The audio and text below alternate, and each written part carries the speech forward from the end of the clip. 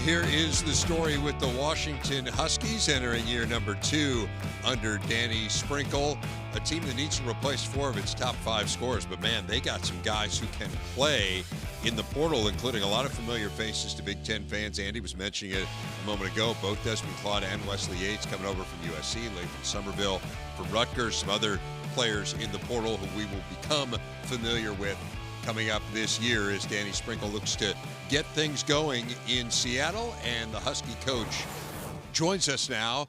And Coach asked us of Dana, I'm going to ask the same thing of you. Just for you, it was a double transition, right? Because you were new at the program and you were new to the league. But what did you learn about competing in the Big Ten last year that you can use as you go forward in managing your roster? Yeah, I think, the one thing we addressed is you got to have depth in this league. You're going to have injuries, you're going to have foul trouble, and the best teams got 10, 12 guys they can go to on any given night. And so we had to really add to our depth, which I think we did in the transfer portal and with some of our high school kids. But the ability to emotionally kind of stay on a even keel, I think that's a bit – the league's too hard. You're going to face adversity multiple times. Not just once or twice. You're going to hit it 5, 6, 7, 8 times, and you have to be able to clean the slate the next morning and build towards the next game you play.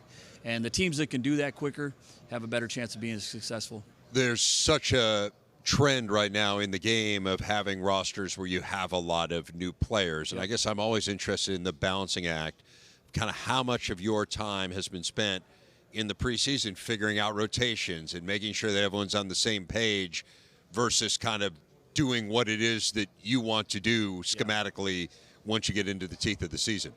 Yeah, I mean, pretty much that's all we've done up until this point. Okay. Because we got to figure out different rotations. We have so many new guys.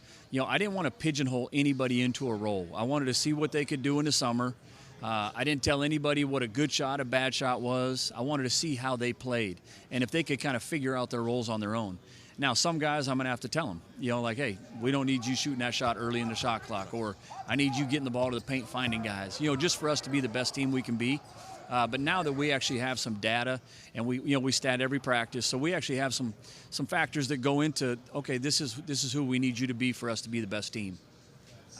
There's a term I use. It was osmosis, and I learned it in biology. I wanted them to figure out their role through osmosis. Yep. I did not want to take a bat and pound it into them. And that's when they learn by, just on their own, it really helps. That for you as a coach, 3 different programs in 3 years, now you're settled in. Not only was it a new program, new league, but now 2 years in a row, do you feel more comfortable? Do you feel like the staff, everybody, is that help you now? No question. I actually felt like my feet got settled in Seattle probably late June this year.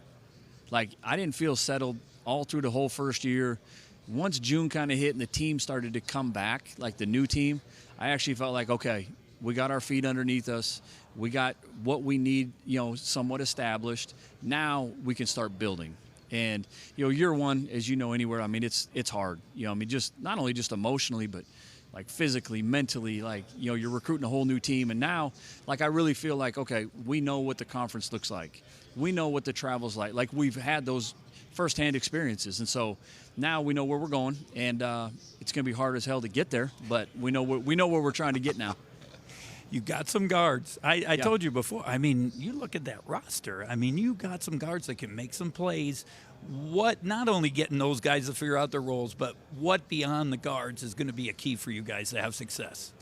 Obviously our guard play is one of our strengths. They got to play great, but they got to play great for each other. They got to be able to create shots for each other, and I think we have some guards that can do that. I think some of the best teams I've had, my guards have played well off each other. They shared the basketball, and they shared in each other's success. But I really think, like, our bigs are very capable this year. We didn't have much depth last year other than great. Big Frank, he only played, I think, like the last 10 games. He's been healthy all spring and summer and looks great. Lathan Somerville adds depth. Jacob Ogniksevich, he just actually hurt his foot the other day, but hopefully he'll be back by, mid-January. Hannes Steinbeck, very talented freshman who, I think can do great things. And so, like, we still have to get those guys the ball, and some of those guys we can play through. And so we have a lot of different options playing big and small, which I think is going to help us be a pretty good team. It is interesting that you have a number of Big Ten transfers, so guys that you have played against and had to develop scouting reports for, To what extent does that help you when you're in the portal, when you see guys go in to say, hey, I understand what this guy's about and feel like he could be a fit? Yeah. I mean, it was important to us, me and my staff, because they've seen the Big Ten environments. They've seen Big Ten physicality. They've played against the styles that they're going to play, and they've produced at a pretty high level. And so, that was important. But the other thing that we really wanted to attack this year with portal is I wanted to get guys that had been coached.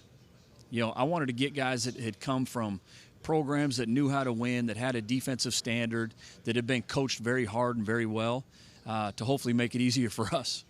Danny Sprinkle, head coach of the Huskies. Thanks, Coach. You bet. Appreciate you guys. Here's the schedule ahead for Washington. Coming up, you see early non-conference test against the Baylor Bears. They continue the tradition of playing Washington State in much the same way that we talked about with Oregon. Remember those 2 plays against the Ducks, and USC and UCLA. You see that December date with the Trojans. In fact, both of the December dates are with fellow West Coast teams, UCLA and USC. Let's send it back now over to Andy with a couple of Washington star players. Yeah, Dave, it's going to be pretty interesting for that December 6th game at USC, considering 2 Trojans are on the Huskies now. Wesley Yates not here. Desmond Claude is here. Zoom Diallo returns to Washington, joined by Rafael Davis. Now, Desmond, I covered for the Big Ten Network that USC-Washington game last year. The Trojans drilled the Huskies. It wasn't even close. And yet, you joined them. Why? I just believe in what Coach had planned and, with how he orchestrated the team. Everything just made sense for me, and I was able to trust him. It just all made sense, and it came together. Then, Wes came over there too, so, everything was going to work out.